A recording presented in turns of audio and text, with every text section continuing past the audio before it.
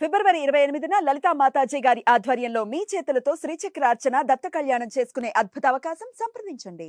నమస్తే, welcome to Suman TV. నేను పద్మిని. ప్రస్తుతంతో పాటు ప్రముఖ ఆధ్యాత్మికవేత్త, జ్యోతిష పండితులు, అమ్మవారి సేవకులు, దత్త గణపతి ఉపాసకులు మురళీధర శర్మ గారు మనతో పాటు ఉన్నారు. మాట్లాడదాం. నమస్కారం అండి.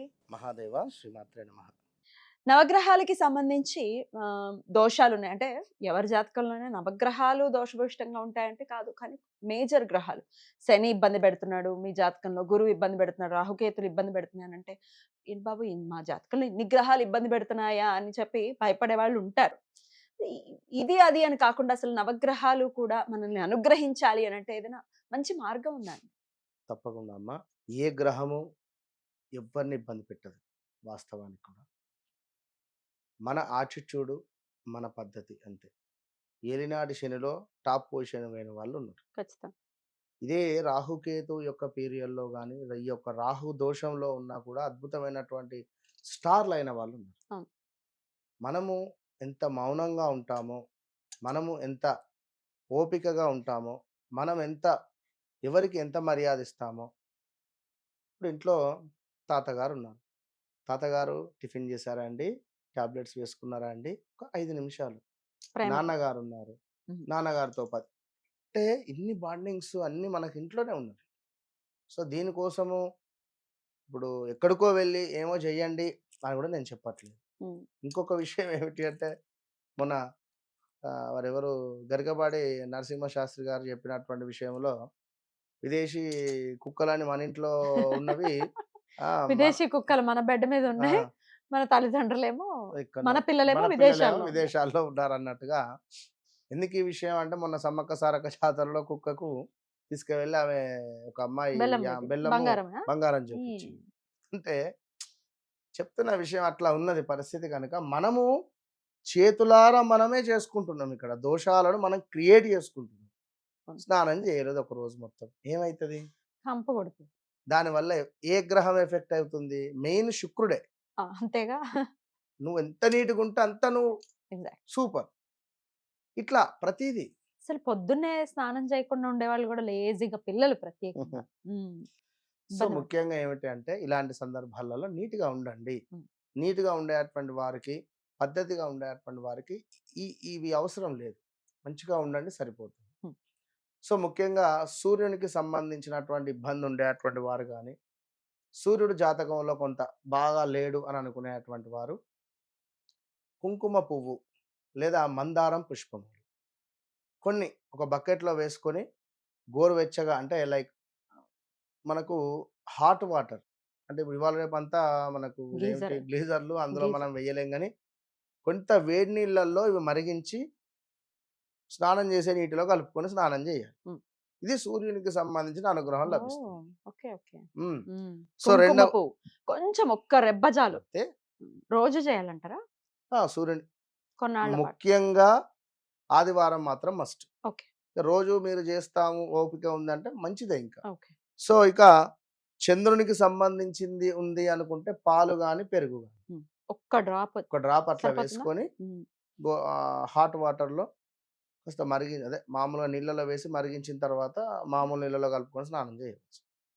స్నానం చేసే ఓపిక లేకున్నా కూడా ముఖమైనా కడుక్కోండి. హ్మ్. ఎనర్జీ వస్తూ ఉంటుంది. హ్మ్.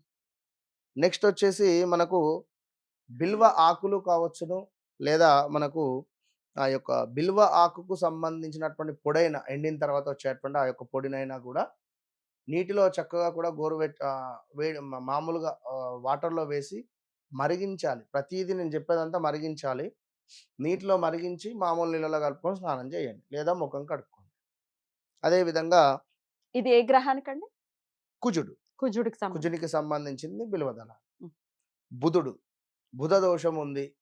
మాకు వెన్నెముక లేదా నడుముకు సంబంధించింది బ్యాక్ బోన్ రిలేటెడ్ గాని, కొంత రిలేషన్‌షిప్‌లో బ్రేకప్స్ వస్తున్నాయి అనుకున్నా, రిలేటివ్స్‌తో గొడవలొస్తున్నాయి అనుకున్నా, కొంత అష్టమ బుధుడు నీచలో ఉన్న వీరందరూ కూడా మనకు కుదిరితే ఎక్కడికైనా సముద్రం వైపుగా వెళితే సముద్రపు నీళ్లు తెచ్చుకోండి.